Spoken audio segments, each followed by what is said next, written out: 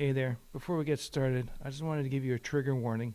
This episode, we do talk about suicide, suicidal thoughts, and self harm. If you're not comfortable with this topic, I'd recommend that you don't listen to this episode, and I respect that. And if you are in crisis and you need help and you have suicidal thoughts or thoughts of self harm, please reach out to your local suicide hotlines or reach out to a friend. Hello there, it's Andre with another short episode of the Impulsive Thinker podcast. Thanks for joining me. This episode is brought to you by CADAC, the Center of ADHD Awareness Canada. This is a follow-up short based on my conversation with Mark Fujiwara about men and mental health and why it's taboo, especially among men. But I think it's also a little bit taboo with the entrepreneurial world, as per this Hustle article that I read. Someone forwarded to me, actually, my good friend Wendy.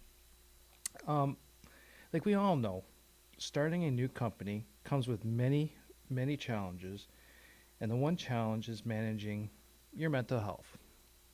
Honestly, I think that's the one thing is the toughest to manage, and most of us do not realize that. So not realizing that one of our top managing shortcomings is managing our mental health. We blame it on a bunch of other stuff. It should be the finance, it should be this, it should be that. The company's got to come first. But honestly, the biggest management challenge we all have as entrepreneurs is our mental health. Okay.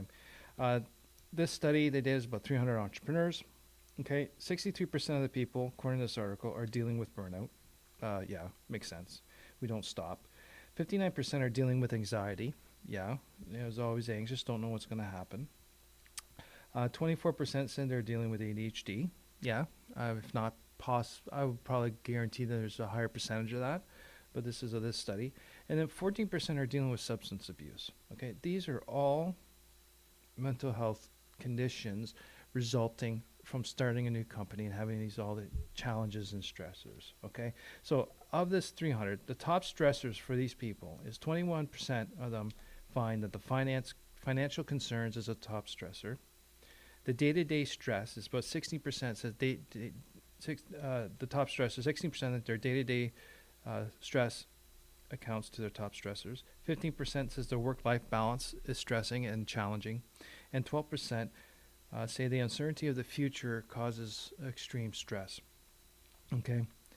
What I really found interesting also in this article was that with all these additional stressors, us as entrepreneurs, we are more vulnerable to mental health illness. Why? Why do we? Because we have all these additional stressors than in entrepreneurship than the general population. Okay. Now, with these additional stressors of starting a company and the stressors that we listed above, not above, I'm looking at my notes, I listed earlier, this creates weak points in our mental health that might not matter to the general population without the same stressors. So we're a little more vulnerable because we have an additional level of stress and anxiety. Okay, so that makes our mental health a little more vulnerable. Okay, now the other thing too is, I'm not saying like not everyone, I think personally, I believe every entrepreneur has had some mental health illness at one point. Some could be chronic, some could be repetitive if it's not taken care of. Okay, so vulnerability increases if you've had previous mental health history, and a lot of your personality has a lot to do it. And like they're explaining, like if you're an introvert, always being on sales, trying to push and being trade shows, that raises a sense of anxiety and can become a mental health illness. Same as people who are risk averse, being forced to do high sales pitches, constantly calling people, creates stress if that's not the type of person you are, so your personality. So we're a lot more vulnerable. What I found this was very, so based on the conversation I had with Mark on Monday, we're talking about the taboo part of mental health. The news is, we're talking a lot more about mental health. It's out in the news, it's out in articles, it's out in blogs. Corporations, big companies are saying it's number one, mental health is number one, and we're doing this. We're creating policies. Okay, that's fantastic. But that's a lot of hearsay, and that's just a lot of PR. So, but what's the reality here? Okay, so in the entrepreneurial world, I can't really compare it to other corporations and that, but of these 300 people, 81% still believe there's a stigma around mental health, discussing mental health, admitting there's an issue, and getting help. There's still a stigma in our entrepreneurial community. Okay, now they're saying 30% of the people still believe there's a stigma out there, and I'm going to correlate a little bit of this is if there's still a stigma there, we're not talking about it, we're not allowed to, it shows weakness, and that's utter bullshit. It's not weakness if you identify that you need help. All right.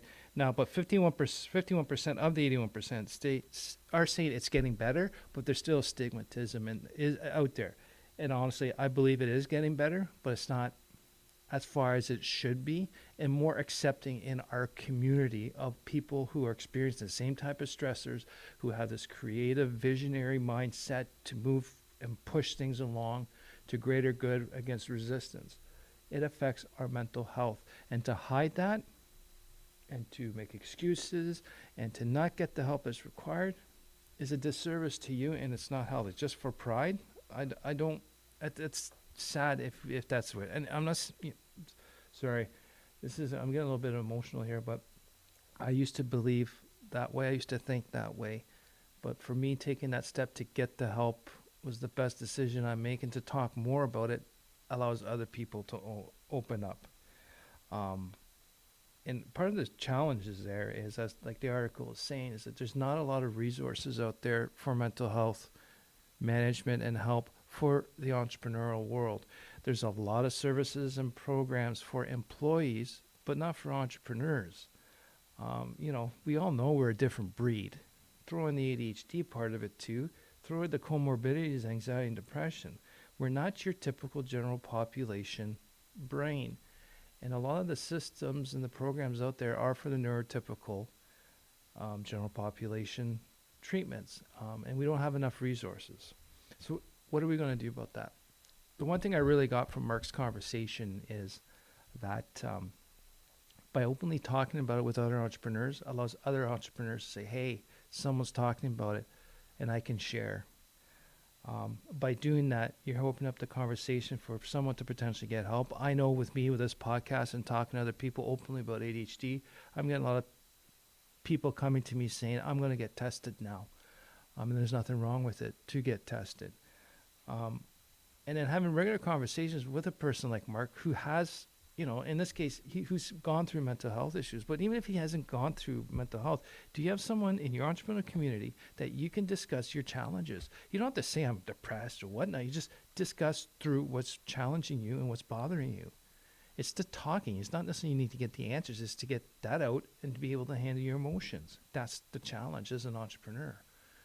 I don't know about you, but the way I was raised in my generation, emotions are supposed to be hidden. You're supposed to act a certain way. No such thing as mental health. If you get mental health help, then you're weak, and that's not a good thing. So, since there's not a lot of support for entrepreneurs out there for mental health, I think we, as a community of entrepreneurs, need to help each other and support each other, and just ask people if there's anything that's challenging them, and that you're there willing to listen. And when you listen, don't judge. Don't provide solutions. You're just there to hear and to validate what they're feeling. And having that conversation helps them get along and hopefully get help. When I went to my psychiatrist to get my diagnosis and I went to therapy, now I'm into group therapy with CBT, the cognitive behavioral therapy, and DBT, the dialectical behavioral therapy. It's fantastic what comes out if you're open and willing to grow from it. So, in short, I'll put this link to the article down. It was very interesting. And we need to support each other as entrepreneurs and take care of our mental health, because if we don't have our mental health, there's not much else left. Thank you, and we'll talk to you soon.